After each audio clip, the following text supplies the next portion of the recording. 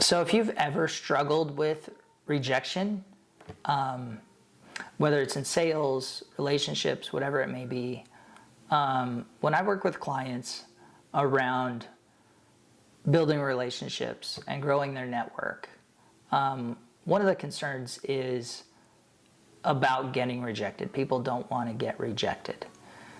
So if you have the question around how do I avoid rejection, or how do I deal with rejection, chances are you probably struggled with it, because if you didn't struggle with it, you wouldn't even have those questions.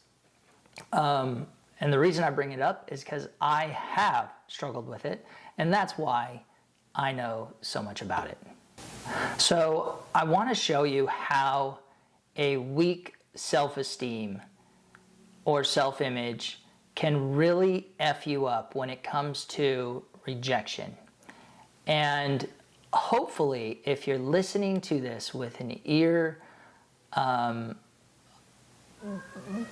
better than curiosity, this can make a real difference in your life. So let's say I'm gonna have a party and I call, and I know you party people that always do parties don't even think about this, but I do. So let's say you're gonna invite people over to have a party and somebody says no. If you have a healthy self-image, you hear, no thank you, I can't make it for a legitimate reason, but I still love you and maybe would love to have an opportunity in the future. And you think to yourself, thank you for letting me know, that was helpful information, now I know their situation a little bit more, I learned more about them. Maybe the likelihood that the next person says yes will go up because one person said no and that one less no. Or maybe my approach didn't work, maybe my party isn't that good, whatever it may be. But you also think, like, underlying, you know that you're still who you are, and you're valuable, and you're important, and you're still great. All right? But if you have a weak self-image or self-esteem, you hear, I don't ever want to come over for a party, I don't like you, I should have known you don't like parties, your party's going to suck anyway, nobody's going to want you at your or nobody's going to want to go to your party, and maybe you should just go do something else or die. So strong self-image, you hear all helpful stuff. Weak self-image starts to reflect on, maybe I really do suck, okay? So you think to yourself, you're right, who am I to party? I'm not worthy of having a party. I suck at this. I don't just suck at this, I suck at other stuff too, so I must suck. I have such bad luck, why me? There's got to be an easier, better way. I got to get out of here, I got to hide. I don't feel safe, I feel out of control. All these things, all these comments come up. And your brain's like, man, that was painful. Let's go do something else. And let's remember this, because we don't want to feel this again. And so that happens, right? The moment, soon after the moment, you have these feelings, you have these thoughts, you have these decisions that were made about the world, about you, etc. And here's where this can get really damaging, is now whenever something new comes up related to that category or that person, you have those feelings again. And you associate it with failure. So, or you associate it with failure. So think about, like, let's say that person's name comes up. You're like, oh man, I suck. And then like your phone rings, they're calling you or they're texting you and you're like, I suck. And then you see the Kardashians are having dinner party and you're like, well, they're cool and I suck because I shouldn't have one. And really you have these, they call them automatic negative thoughts, that can kind of spiral, and not like spiral into the ground and you just feel horrible, but just they reinforce that negative view that you have of yourself, and it makes you just never want to do that stuff again. So do you see where this can become a problem? I know I've struggled with this and not even realized it. Like, I either avoided certain things or would get triggered by different things that would cause me to maybe try to avoid certain situations or certain pains. But I didn't necessarily, I maybe thought that it was normal, or maybe thought that I just wasn't dealt those cards of being resilient or whatever it is. But it's crazy how your brain starts to see everything as a threat. Like, if you've had experiences and you have labeled them as hard, hurtful, negative, whatever, and your brain starts getting creative and seeing other situations that might be similar, what will happen is you will eventually kind of reduce yourself to want to avoid everything, which can be really dangerous. So if you can relate to any of that I just said, please listen to what I'm going to tell you next. Number one is, I love and accept you.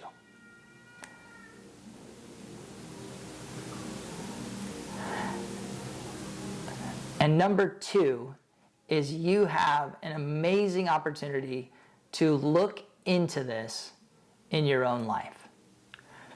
The good thing, and Emily actually wrote a book about this, so you should buy her book. But the good thing about these painful experiences, or these times when we notice that we're not really living up to how we want to live, they're a great opportunity to look at it and say, why is this happening? Why am I struggling with rejection? Why is sales so painful, or whatever it may be?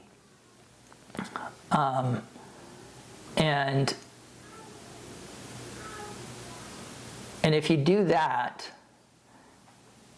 and you start to look at these things, you can actually redefine them, which is really cool. So if you're having a hard time, or you wanting to quit, so I want to explain a few things. And I'm not a psychologist and I'm not a neuroscientist, but I know my own brain and some of the things that I've struggled with. And so I'm going to share from that perspective, but just stuff that I've learned about myself.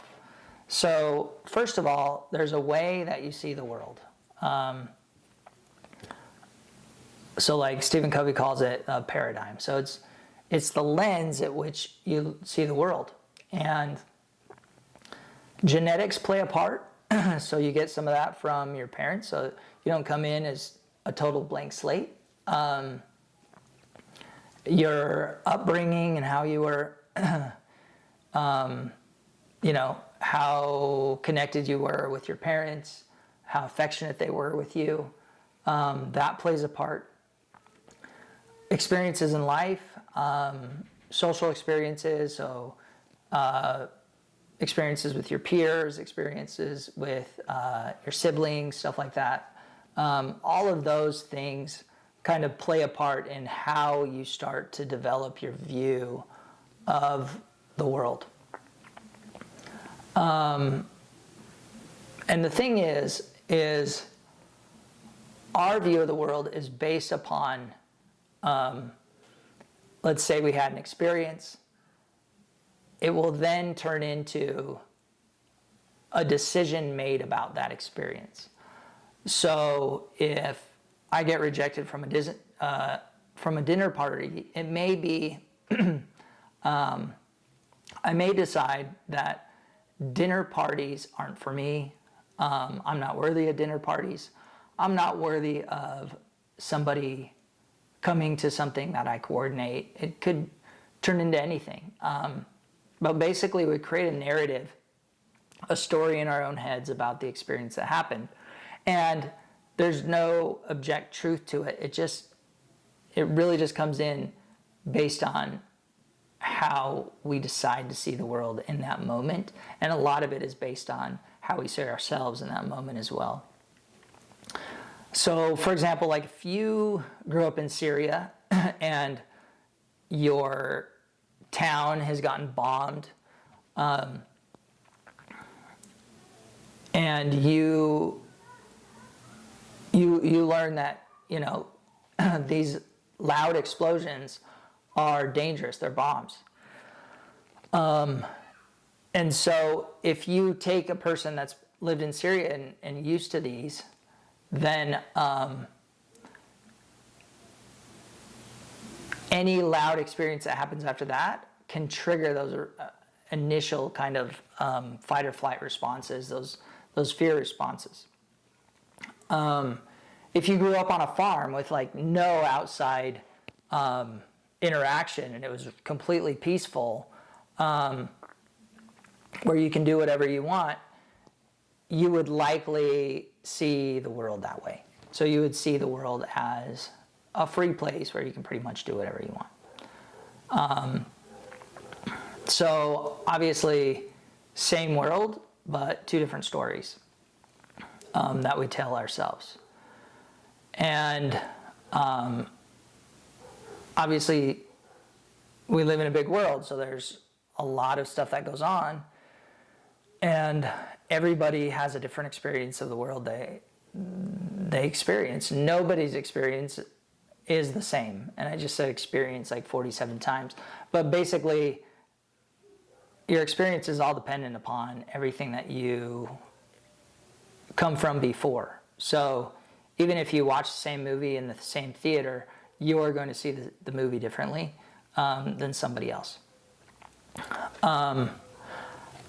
The struggle comes later when, like, let's say, for example, somebody is scared of loud noises and they go to a birthday party and there's a balloon that pops and they all of a sudden feel that again.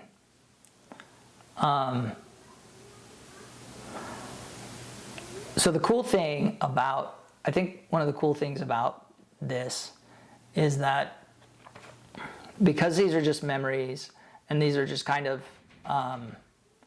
made up narratives that we have, we can actually start to make up our own narratives about what those things mean. All right, so not only is there how you see the world, but there's also how you see yourself and how you see yourself fit in the world. And if you see the world and how the world is as a game with rules, then everything about yourself and how you fit into that game is going to jive with your worldview. So for example, if you're talking about you were playing basketball, and then you're like, yeah, and then he hit me with a golf club, that would not fit your narrative because nobody has golf clubs on the basketball court. So everything about your worldview is going to create rules that you believe that it's possible or not possible. beyond your worldview, you have a view of yourself and how you fit in that world. And everything you see about yourself is really within the framework or the rules of how you see the world. So let's say, for example, the world is a basketball game with certain rules. One of those rules is that you don't have a tennis racket on the basketball court. So you're not going to say, and I took the racket and I hit the ball. I had to shoot free throws, and so I took the racket and I hit the ball with the racket, because that's kind of way out of nowhere. And so everything, how you see yourself, is going to fit within the rules of how you see the world. All right, so remember, the things that influence that are genetics, your parents and other people, and your experiences. So you've taken in all this information over time. You tell stories that are believable. So an unbelievable story wouldn't fit within the rules. And then because you believe them so strongly, you've determined to make them true. Okay? So this is basically where things get weird, because you could have a really unhelpful view of the world or yourself, but because that got you here, you're going to continue to try to make that a reality in other things in your life. And the crazy thing is you think that you're just going through life and you're just living it, and certain things happen. You have certain reactions this way or that way. And what you don't realize is everything has been a choice. Everything that you're doing and how you're reacting is actually that's how you've chosen to see the world and how you've chosen to act. I recently realized that I had a belief that I couldn't trust people. And you wouldn't really see that in most of the things in my life, but specifically when it came to working relationships. I would maybe partner with somebody. I would subconsciously look for evidence that they were not to be trusted. And when I found the evidence, I would then, I would bail. I would feel threatened, and I would be like, I don't think this is going to work. And then I would move on.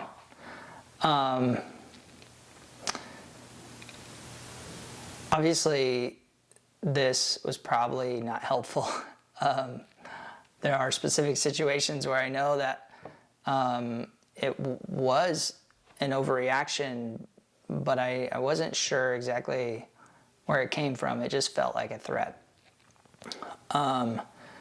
So you're asking probably, like, why would you have such an unhelpful belief, Lauren?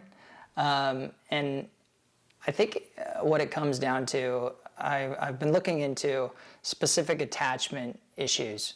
And I think I have some attachment issues with my dad. I've never felt extremely close to him. My parents got divorced when I was 11, and I think he struggled in his own life feeling close to people. He grew up in England, and he got when he was about 5, there were some bomb threats to London, and so they shipped all the kids to the country to live with other families, not their own. And so any kid younger than 5 that can't really articulate how they feel, it becomes really hard to uncover later in their life. And I just think my dad always struggled to get close to people since. It could have been something totally different, but it seems like that would make sense, especially because he was very young. He doesn't know how it really impacted him. So when my parents got married, my dad also struggled with, I think, similar things. And my mom, I remember, like, post-divorce, and still talking about how she couldn't trust my dad and how my dad's work ethic wasn't good, and, you know, this stuff that I think I just ended up deciding that, just like her, she can't trust people. And so, yeah, any guy, you know, in business or whatever that I would get close to, it would end up just kind of, it wouldn't even necessarily be progressive that way, because I do get along with people. It was more just like, if something happened that I felt like was a slight, I would just be like, no. And it would stop there. I wouldn't even argue or anything. I'm not really an arguer. I would just kind of like be like, no, it's not going to work. I got to move on. And I think what I've realized is that even stems from a deeper belief that I'm not worthy of closeness. So, like, maybe my parents weren't as close to me for their own reasons. Like, my dad has his reasons. My mom, I think, felt a lot of pressure of being able to, pay for most of what we needed as a family, and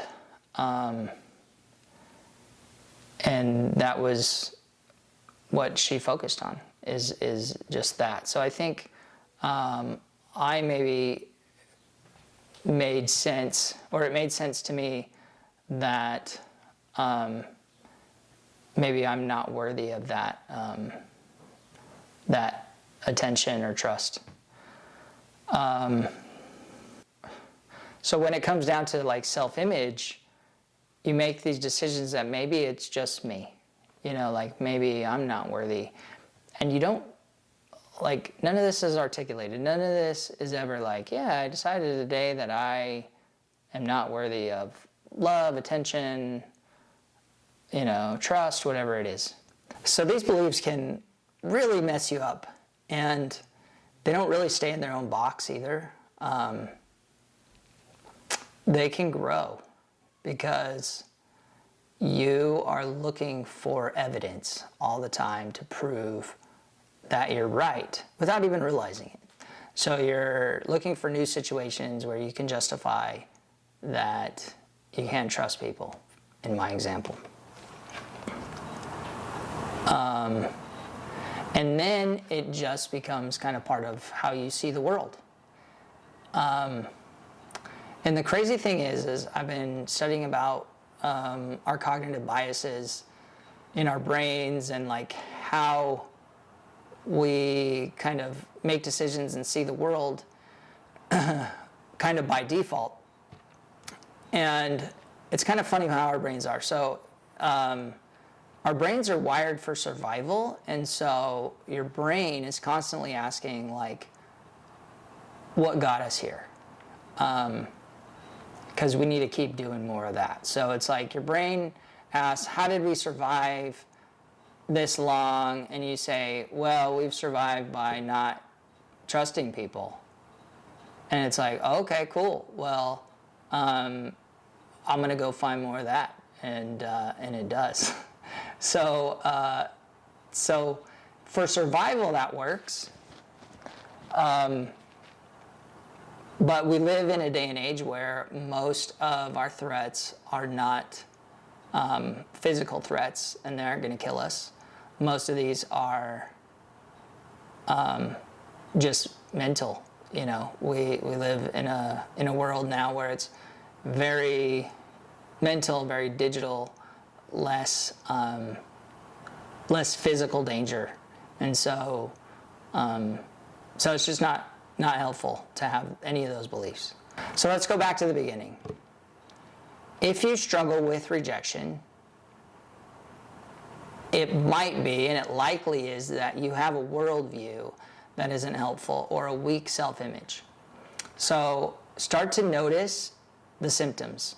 If you have any pain, hesitancy, or fear, and start to see these symptoms as hints that tell you that there's something that needs to be looked at, further. And so each symptom that you have will have a belief tied to it. So something happens, you decide, I can't trust people, you decide whatever you decide, and that is the belief that you need to question. So you'll have a stressful thought, a feeling, whatever, and you can ask yourself, what am I believing that makes me feel this way? Like in my party case, I really don't deserve to have a party. And then you can ask yourself, why has this belief helped me up until now? Like, I'm alive, so this belief hasn't been detrimental to, my health or, my physical health, and I've lived up to this moment. And so how has this helped me in the past? And so, for example, if it's avoiding rejection, well, you've been safe from rejection, you're still alive, all that stuff, right? And then ask yourself, too, why will this belief not help me in the future? So what got me here won't get me to where I want to go. It'll just keep me here. And then, so like if it's the party example, it's like, well, I want to be more social. I want to, be able to cook and share my skills with other people. I want to interact with people in a fun way. I want to be more social. I think it'd be a fun experience, right? And then, so once you've done that, now you need to create a new belief about the same thing. So something that will give you the energy to keep going, to move forward. So that's really important, is notice when you have these thoughts and they make you stop, or they make you start doing something else. You may not even realize it, but when you start to notice, oh man, that's messing with my energy, that's making me not want to do the thing that is actually good for me. So then you need to create a new belief. So, like, I can trust people, I need to trust people, trusting people is actually going to help me. In the party example, like, I live in a world where anybody can have a party and can have their own unique party if they want, and I do deserve to have parties. And I am Lauren, and I like to party. So in the process, you'll create a new world and a new you with a strong self-image. And you can literally reprogram yourself to where you see the world and everything that happens in a way that's going to benefit you. And so there's a quote I really love from Tom Bilyeu. He says, only do and believe that which gets you to your goals. And so if you have goals, if you have dreams, then any belief that you currently have that is keeping you from getting there needs to be looked at. And when you change that, you change who you are being in the world. And if you upgrade that, then you will have a new way of who you are. And that person will be the person that gets to where you want to go. And that is a completely invented person, because right now you invented you just did it by default. You now need to invent yourself in a new way so that you can achieve whatever goals you have.